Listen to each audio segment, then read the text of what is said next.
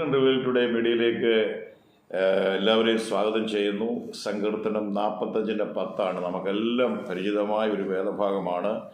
അല്ലയോ കുമാരി, കേൾക്കുക, നോക്കുക, ചെവി ചായ്ക്കുക, സ്വജനത്തെയും നിന്റെ പിതൃഭവനത്തെയും മറക്കുക. അപ്പോൾ രാജാവ് നിന്റെ സൗന്ദര്യത്തെ ആഗ്രഹിക്കും. അവൻ നിന്റെ നാഥനല്ലോ, നീ അവനെ നമസ്കരിച്ചോളൂ. നമുക്കറിയാം, വിവാഹ ശുശ്രൂഷകളൊക്കെ, പ്രത്യേകിച്ച് നമ്മുടെ ആത്മീയ വിവാഹങ്ങളിലൊക്കെ പ്രസംഗിച്ച് കേൾക്കുന്ന ഒരു വേദഭാഗമാണിത്.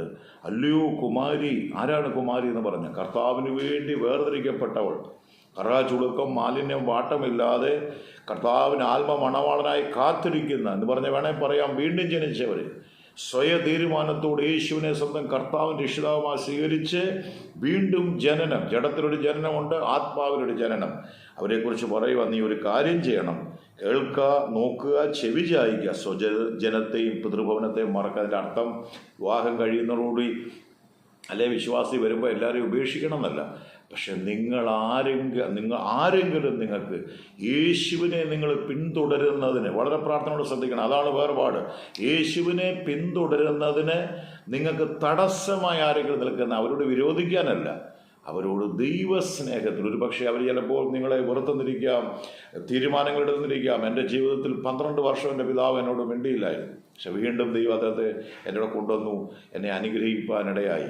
ശ്രദ്ധിക്കണം, ദൈവത്തിന് വേണ്ടി നിന്നാൽ ദൈവമാണ് വിഷയങ്ങളെ ചേർക്കുന്നത്. ജോസഫ് ഗൂഢമായി ഉപേക്ഷിക്കാൻ ചിന്തിക്കുമ്പോൾ മറിയേ, പരിശുദ്ധാത്മാവ് രാത്രിയിൽ ഇടപെടുകയാണ്.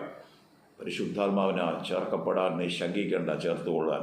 ഇവിടെ കേൾക്കണമേ, അബ്രഹാമിനോട് പറയുന്നുണ്ട്, ദേശത്തെയും പിതൃഭവനത്തെ എല്ലാം നീ വിടാനെന്ന്. പക്ഷേ ലൂത്തിനെ താൻ വിട്ടു പുറപ്പെട്ടില്ല. ലൂത്തിനെ വിട്ടു പുറപ്പെടുമ്പോഴാണ് ദീർഘനാളിന് ശേഷം വീണ്ടും ദൈവം അവനോട് ഇടപെടുന്നത്. തേജോമയനായ ദൈവം വീണ്ടും അബ്രഹാമിനെ പ്രത്യക്ഷപ്പെടുന്ന കണ്ട. അതുകൊണ്ട് ചിലതിനെയൊക്കെ ശരിക്കും പറഞ്ഞാൽ വേർപാടെന്ന് പറയുന്നത് എന്താണെന്നറിയോ? പുറമേ ഉള്ള കാര്യങ്ങളല്ല. ദൈവം പറയുന്ന, യേശു പറയുന്ന, കൈ നിനക്ക് ഇടർച്ച വരുത്തുക, കണ്ണ് നിനക്ക് ഇടർച്ച വരുത്തുക. നീ യേശുവിനെ അനുഗമിക്കുന്നതിനൊക്കെ എന്താണ് തടസ്സം? അതാ വിഷയം. ആ തടസ്സങ്ങളോട് നീ നോ പറയാൻ തയ്യാറാകണം. മറക്കുക എന്നാണ് പറഞ്ഞേക്കുന്നത്. ഇപ്പോൾ പിതാവും മാതാവും പറയും, നീ ഇങ്ങനെ യേശുവിനൊരു വിശ്വാസം പോയി നിന്നെ ഞങ്ങൾക്ക് വേണ്ടാന്ന് പറയുമ്പോൾ അവരെ നമ്മൾ വെറുക്കുക എന്നുള്ളതല്ല. ഒരു പക്ഷേ അവർ നമ്മളെ വെറുതെന്നിരിക്കും, പക്ഷെ വീണ്ടും അവരെ ചേർക്കാൻ, ദൈവനാമത്തിന് വേണ്ടി, ദൈവരാജ്യത്തിന് വേണ്ടി നിന്നാൽ ദൈവം ചേർക്കാൻ ശക്തനാണ്. അപ്പോൾ പറയണം, അപ്പോൾ രാജാവ് നിന്റെ സൗന്ദര്യത്തെ ആഗ്രഹിക്കും. കണ്ടോ, ദൈവ സാന്നിധ്യം നമുക്ക് അനുഭവിക്കണമെങ്കിൽ നാം ഇങ്ങനെയൊക്കെയുള്ള കാര്യങ്ങൾ ചെയ്യുമ്പോൾ നമുക്കാരാ നമ്മുടെ രാജാവ്? രാജാതി രാജാവും കർത്താതി കർത്താവും.